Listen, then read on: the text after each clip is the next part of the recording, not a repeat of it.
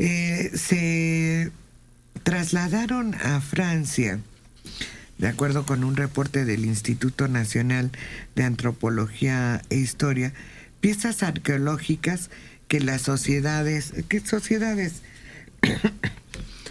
en Francia, grupos de subastas, realizarían una de ellas los días 10 y 11 de junio en París.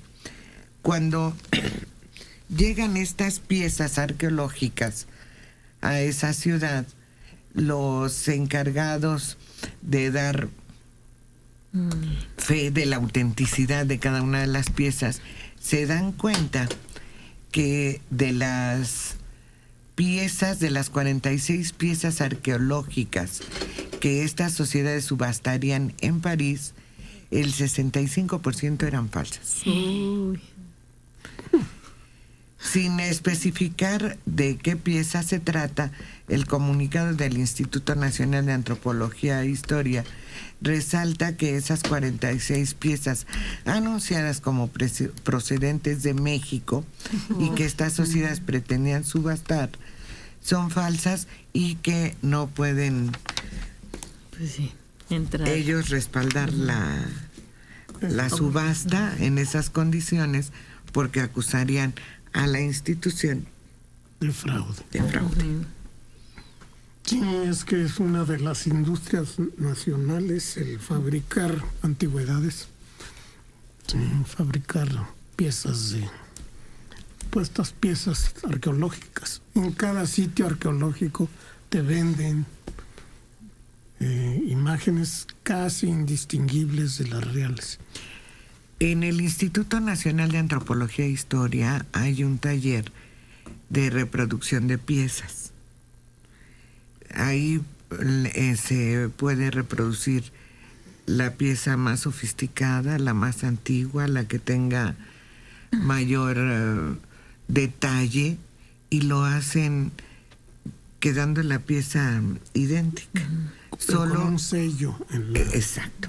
Lleva un sello, el número de pieza, su acta de nacimiento, dicen ellos, que es el acta de nacimiento de cada una de las piezas, y desde luego ellos hacen reproducciones para distribuirlas en los museos, en los diferentes museos del país, pero ellos señalan que es una reproducción de la pieza tal. Claro. Por cierto, el otro día estaban pasando un programa, un documental, de cómo se elaboró lo que es la reproducción del penacho de Moctezuma. Es fabuloso ese documental. Estaba de veras que encantada de la vida. Cómo hacen todo lo que es el armazón que va a llevar todo el plumaje y las cuentas y todo lo que lleva ese tipo de penacho. Y te iban explicando parte por parte cómo se armaba esa estructura, que era todo un proyecto de ingeniería, porque tiene movilidad el penacho, precisamente yo creo que para poderse adaptar a una cabeza que pueda ser portado, y el tipo de plumas, el tipo de aves que tuvieron que ir a buscar, el pegamento especial, las varitas en donde montan cada pluma, también tenía que ser de una especie de fibra, de ciertas plantas. En algunas partes y en otras es otro material, no es una muy interesante. Ese documental lo recomendó Héctor la primera vez que lo pasaron hace ya algunos meses, y en verdad es fascinante todo el detalle, cómo hicieron el diseño primero en papel y luego fueron recabando datos de cada uno de las piezas que tiene el penacho de Moctezuma. A mí me llama la atención que se saquen a subasta piezas arqueológicas. No sé si no entendí bien, pero el Instituto Nacional de Antropología e Historia estaba enterado. ¿Sí? Porque, pues, para darle salida a piezas arqueológicas, primero hay que certificar su autenticidad, y son los meros. Esa es una, no sé, pregunto. La otra, ¿bajo qué rubro o autorización se pueden subastar piezas arqueológicas en el extranjero?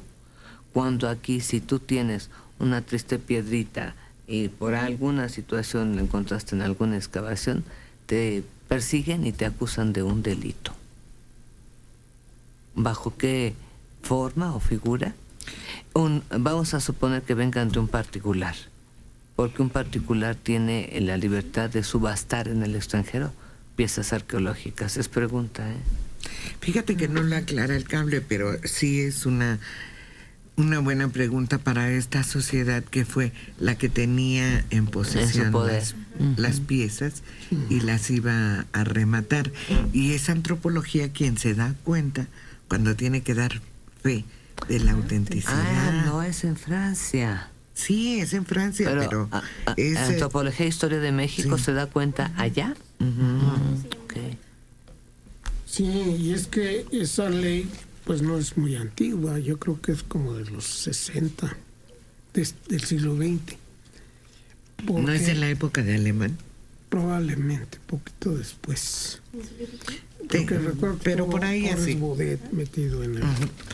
Entonces tenían grandes colecciones particulares. Sí. Alfonso Reyes tenía una fantástica. El pintor Diego Diego Rivera tenía una cantidad de más enorme. grandes del mundo. Ajá. Entonces no era delito tener ser propietario de piezas arqueológicas en México. Se registraban para darles autenticidad. Sí. ¿Sí? Ya después ya no, ya si uno encuentra una pieza en una excavación tiene que reportarla y entregar, ya es patrimonio nacional. Y antes no, pero sí había enormes colecciones. Casi todos los intelectuales tenían grandes Y colecciones. no era solo un problema de México, ¿eh? En muchos lugares del mundo no había una reglamentación hasta finales del siglo XIX.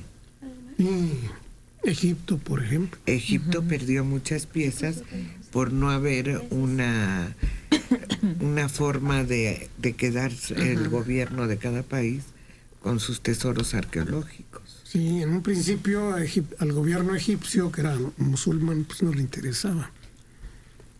Pero ya a finales del siglo XIX se dio cuenta de el enorme patrimonio que tiene. Sí, por eso en museos de Inglaterra, de Francia, de Alemania, hay verdaderas joyas arqueológicas y que son de esos países. Y por eso no pudieron sacar la máscara de Tutankamón, Ajá. que está en el Museo del Cairo. Ahora, lo más probable, Dora, que no lo explica el cable, es que esta asociación tenga malos manejos en esas subastas. No debe ser la primera vez que participa en una subasta de estas. Bueno, pues qué bueno.